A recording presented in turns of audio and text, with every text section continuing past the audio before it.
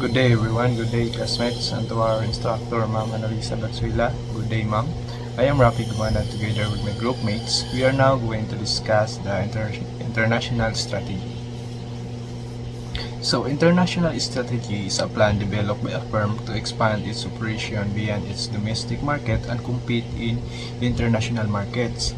It involves in making decisions about how to enter and operate in foreign markets and how to manage resources and capabilities across borders. So if a business is extending their operation across different countries, so they need to develop a strategy on how they're going to run their business. So dapat sila mag-develop og mga strategy nila unsaon nila pag-adapt sa new environment. Unsa ilang mga strategy kay new environment, new risk o possible nga mas taas pud ang risk ana nga country nga nang gi-invest. So now, what are the importance of international strategy, or unsa man jud ka-importante nga strategy when it comes expanding your business in the other countries? So first is growth opportunities. So growth opportunities provide access to new market and customers bases, leading to potential revenue growth. So, expanding your business has a lot of potential growth in your company. Siyempre, nag-serve na ka in a very wide range of customer. So, naabot na kaglaing nasod to offer your product. Next is the diversification. So, diversification reduces dependence on the domestic market by spreading risk across multiple countries. As you invest or extend your operation sa lain-lain nga country, in case nga magka-problema imo ang business or the economy sa adto nga country, nga sa ka nagtukod sa imong business, so dili ra ka totally nga affected kayo because naa pa man kay laing mga branches in different countries nga wala naapektuhi. So possible nga malugi ka diri sa imo ang country, but naa pa man pud kay branches dito sa laing nga lugar nga pwede nga nag-operate nga nag-gain pod og revenue. So dili ra ka totally nga ma-burn out sa imo ang negosyo. Competitive advantage. So enable firms to leverage their strengths globally, such as technology, brand, and operational efficiencies. Means you have your advantage among your competitors because you hold a wide range of customer. You can maximize the value of your company. Ma-offer nimo ang best sa inyong company through different people and country. Next, we have the resource utilizations. Allows firms to utilize resources that may not be available in domestic market. So you have an access of different kinds of resources that may not be available in domestic market or in a certain country. So that is your advantage to the other business. You can provide your country demand that other competitors in the market cannot provide. So ikaw lang may makahatag ana nga mga resources because you have the access of resources sa imong palibot. So we have the key components of international strategy na tayo gitawag og market entry modes. Good pasabot ana is exporting or selling goods or services produced in one country to customers in another. So if na kay product diri sa atuwa nga lugar, pwede nimo na siya baligya dito sa lain nga country, mo na siya gitawag na to og exporting. Ang advantage na niya is low investment risk and cost. Siyempre ikaw ra may nag-control ana nga business nimo, so dili ra kaingon nga taas ang risk nga mahitabo ana nga negosyo. But suddenly na po siya gitawag na to a disadvantage. So limited control over market conditions and lower profit margins. Pagpasabot ana, siyempre magasto pa ka pag-export ana nga product, and then dili pud mo control ang market dito sa imong baligyaan. Igo ra man ka mag-export sa imong product, imong ibaligya dito. So limited ang imong control over market conditions. Next, we have the licensing and franchising. Allow a foreign company to produce or sell products under the firm's brand in exchange for royalties or fees. So mao ni siya agatong. So naay mga tagalaing country nga pwede mo kuha sa imo nga o gusto mo kuha sa imo nga brand or company name. So for example, the KFC. So ang KFC is originally originated sa US. So naabot siya dito sa Pilipinas because na yung mga tao nga willing mo palit sila ang company name mo na ang gitawag na to licensing and franchising. Nasa siya advantage, lower investment risk and access to local expertise. So but pasabot ana ang imo ang risk ana nga pag-invest is gamay ra jud kayo, dili gid ingon nga malugi ka because lower ang iyang risk, ang imo ang pagkuan, ang imo ang paggasto ana, lower ang investment, and then the access to local expertise. So pasabot ana maka-access na ka sa mga local people in that certain country nga imo ang gi-investan. So napud siya gitawag na to disadvantage o potential loss of control over quality and brand reputation because you are not the one who totally control sa imo nga brand. So pasabot inig dili maayo imo ang reputation dito sa laing branch nimo. So dili man ikaw may nag-control, so posible nga maapektuhan po ang imo nga branch. Thank you very much for listening. My group mates will continue to discuss the next topic. Good day, ma'am.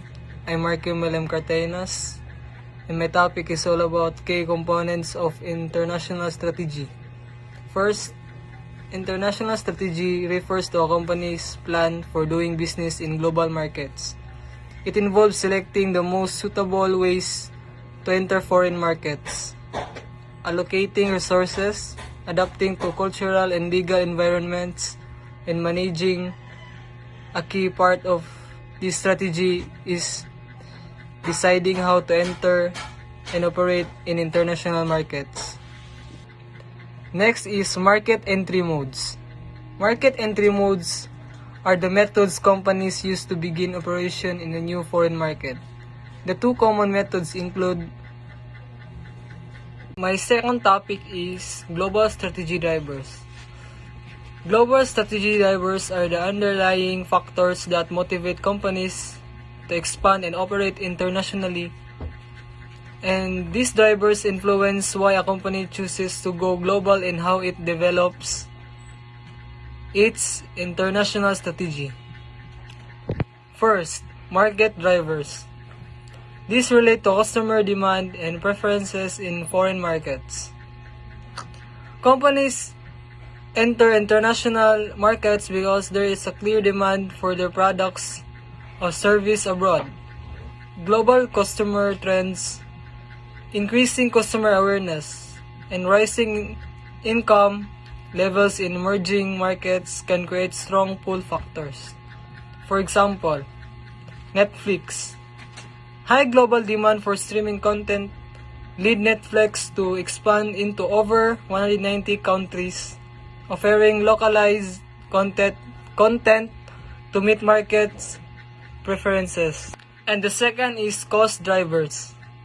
These relate to opportunities for reducing cost by leveraging global efficiencies. Companies look for ways to cut costs by sourcing cheaper raw materials, using lower cost labor, or achieving economies of scale by producing or selling more units globally. For example, Nike. Nike outsourced much of its manufacturing to countries like Vietnam and Indonesia, where labor costs are lower, reducing overall production expenses. And the third is competitive drivers. These are action taken to respond international competition and maintain global market position. For example, as rivals go global, companies often need to follow suit to defend their market share and capitalize on competitive advantage. For example, Coca-Cola versus Pepsi. Both companies operate in over 200 countries to compete globally. If Pepsi enters a new market and Coca-Cola typically follows to avoid losing ground.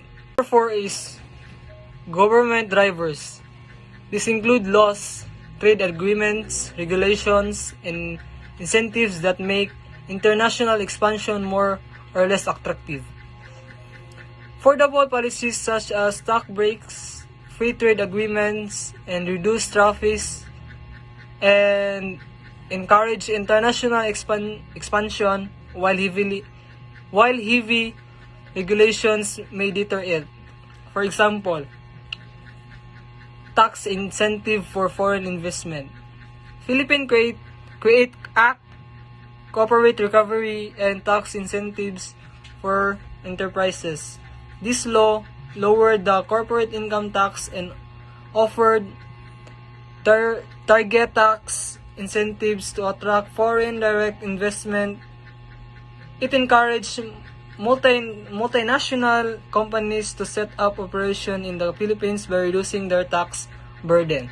Number 5 is strategic options for international expansion. While expanding globally, companies can choose different strategic approaches depending on how much they want to standardize their operation versus adapting to local markets. The two common approaches are the international strategy and the multi-domestic strategy. International strategy is this strategy firms extend their domestic products, service, and strategies to international markets with minimal changes. The focus is on maintaining a consistent brand, business model, and product offering across country. The advantage is consistency. The company presents a unified global and brand image. Next is efficiency, lower cost due to standard side operations, marketing, and production. And easier management, less complexity in coordinating different market strategies. And the disadvantage is low responsiveness, may fail to meet local cultural, legal, and customer needs. And the next is risk of rejection. Products or marketing that work in the country may not succeed elsewhere. For example, Apple offers the same iPhone models and operating system across most global markets with only minor variations like charger plugs or regulatory compliance. And the next is multi-domestic strategy. This strategy involves customizing products, services, and marketing for each specific country and region. That goal is to adapt to local taste, costumes, and market condition. And the advantage is high local responsiveness. Product better match local consumer preferences. The next is consumer satisfaction. Tailored solutions can boost customer loyalty and market share. And the next is flexibility. More agile is responding to local market shifts. And the disadvantage is higher cost. Customization in marketing, production, and operations increase expenses. And complex management. Coordinating different strategies and teams in each country is challenging. For example, McDonald's offers unique menu items based on local culture such as maklu tiki in India or teriyaki burgers in Japan. First is joint ventures and strategic alliance, and the second is wholly owned subsidiaries. A joint venture is a partnership where two or more companies establish a new business entity together in a foreign market. And a strategic alliance is a cooperative agreement between companies to pursue mutual goals while remaining independent. The advantage: shared risk. Both companies share the financial and operation risk. The second advantage: local market knowledge. The local partner offers insights into the culture, customer preferences, legal, regulations, and business practices. And the third advantage: access to resources. Partners may share assets like distribution network and brand recognition and technology. And also, the disadvantage are conflict of interest. Disagreements may arise over goals, strategy, or operation. And the second disadvantage is shared control. Decision must often be made jointly, which can slow down progress or cause friction. Wholly owned subsidiaries. This involves a company establishing a new operation, greenfield investment, or acquiring an existing firm in a foreign country. The parent company owns 100% of the foreign entity. Advantages: full control. The company retains total decision-making power and sets its own strategic direction. And consistency. Easier to maintain the company's global brand, culture, and standards. And these advantages are high investment, require large financial and human capital to start a buy operation abroad. The second is higher risk. Political, economic, and operation risks are borne entirely by the parent company. For example, BMW established a wholly owned manufacturing plant in South Carolina, USA. It allows BMW to control production and directly serve the North American market. Hello everyone, I'm Alfredo Cinco and I will continue our report, and my report is about global strategy. Global strategy involves a company integrating and standardizing its operations across various international markets to achieve efficiencies and economies of scale. When we say integration and standardization, this means that a company applies the same business model, products, and practices in all its international markets. And when we say efficiencies and economies of scale, this means that by standardizing operation, the company can reduce costs through bulk purchasing, centralized production, and streamlined processes. There are two types of advantages in global strategy: the cost efficiencies and the unified brand image. The cost efficiencies: standardized operations often lead to power, production, and logistic costs, while unified brand image, this means consistent branding across all markets, strengthens the company's global presence and customer recognition. These are the advantages. The limited flexibility. This means that the inability to adapt to local market preferences and regulations can make it difficult to respond to specific customer needs or competitive pressures in different regions. The next topic is about the transnational strategy. A transnational strategy combines elements of both global and multi-domestic strategies. It aims to achieve global efficiencies while maintaining local responsiveness. When we say global efficiencies, this means that the company leverages its global scale to reduce cost and improve productivity. And when we say local responsiveness, it means that at the same time, it adapts its products and services to meet the specific needs of different local markets. There are two types of advantages in transnational strategy. The first is the balance between efficiency and adaptability, and the one is flexibility.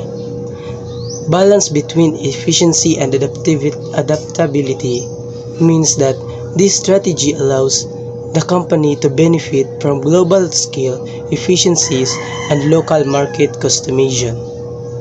While the flexibility, it provides the flexibility to respond to changing market conditions and consumer preferences in different regions.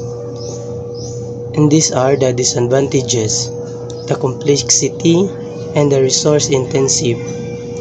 The complexity means that implementing and managing a transnational strategy can be complex due to need to balance global coordination with local adaptation. And the resource intensive, it requires significant resources to manage multiple strategies simultaneously. The next topic is about the cultural differences. Cultural differences refer to the variation in consumer preferences, business practices, and communication styles across different cultures. When we say consumer preferences, that what consumers consider important or desirable can vary widely between cultures. And when we say business practices, it means that different cultures have different norms and practices regarding business operations, such as negotiation, styles, create structures, and consumer service expectations. And when we say communication style, it means that communication methods and style can affecting how messages are conveyed and received. There are some impacts about cultural differences: the market research and the strategy adaptation. In a market research, understanding cultural differences is crucial for conducting effective market research and identifying opportunities and threats in different regions. And the strategy adaptation, the companies need to adapt their marketing, product development, and overall business strategies to align with local cultural norms and preferences. And it have solution also, that through market research and the strategy adaptation. The through market research conduct comprehensive research to understand the cultural nuances of each target market. And the strategy adaptation modify business strategies to resonate with local cultures, including tailoring products, services, and marketing campaigns to meet cultural expectations. The next topic is about legal and regulatory issues. Legal and regulatory issues involve the different laws and regulations. The next topic is about legal and regulatory issues. Legal and regulatory issues involve the different laws and regulations that affect business operations in various countries. When we say laws and regulation, that each country owns set of laws and regulation governing business activities, including compliance requirements, labor laws, environmental regulation, and trade policies. And when we say impact on operation, the legal and regulatory frameworks can significantly impact how businesses operate, affecting everything from supply chain management to employee relations. There are two types of impacts of the legal and regulatory issues: the compliance cost and the risk exposure. In the compliance cost, businesses must invest resources in understanding and complying with local laws, which can increase operational costs. In the risk exposure, none with local regulation can result in fines, legal action, and damage to reputation. There are two types of solution also: the stay informed and the ensure compliance. Stay informed. Keep up to date with local laws and regulations through continuous monitoring and legal counsel. In the ensure compliance, they implement robust compliance programs to ensure all business activities adhere to local legal requirements. The next topic is the political and economic risk. Political and economic risk refer to the potential challenges related to political instability, economic fluctuation, and changes in trade policies in different countries. When we say political instability, this means that changes in government, political unrest, or instability can create uncertainties for businesses, affecting investment and operational decisions. And when we say economic fluctuations, it means that economic conditions such as inflation, recession, or currency volatility can impact business performance and profitability.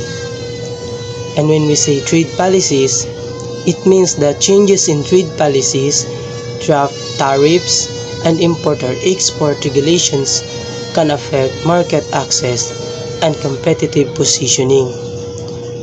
There are two impacts of political and economic risk: the risk investments and the operational challenges. The risk is investment. The political and economic risk can jeopardize investments and strategic plans, leading to financial losses or reduced growth potential. While in the operational challenges, the businesses may face difficulties in maintaining operations due to unpredictable political or economic changes. There are two solutions also: the risk assessment and the mitigation strategies. In the risk assessment, regularly assess political and economic risk through thorough analysis and forecasting. In the mitigation strategies, develop strategies to mitigate identified risks, such as diversifying markets and hedge. The next is the case studies and examples. In the global strategy example, which is Starbucks Global Expansion Strategy, focusing on standardized store formats and products. The Starbucks has implemented a global strategy that emphasizes uniformity in its store formats and products offerings across different countries. This approach ensures that customers have a consistent experience regardless of where they visit a Starbucks store. The company achieved this by standardizing menu items, maintaining consistent branding, and centralized management. In standardizing menu items, offering the same popular beverages and foods item worldwide. In the maintaining consistent branding, it used similar store designs, logos, and color schemes globally. In the centralized management, implementing decisions from headquarters to maintain control over international. The next is the multi-domestic strategy example. In the example is Unilever's approach to operating in different countries with a strategy tailored to local markets. The Unilever's employs a multi-domestic strategy which involves adapting its products and marketing strategies to fit specific needs and preferences of different local markets. This strategy allows the company to customize products, localize marketing, and decentralize decision making. When we say customize products, it modify existing products or develop new ones that cater to local taste and cultural preferences. And when we say local marketing, it means that create marketing campaigns that resonate with local consumers by addressing their unique needs and values. And lastly, the decentralized decision making. It means they empower local managers to make decisions based on their understanding of the local market conditions. And that's all my report. Thank you.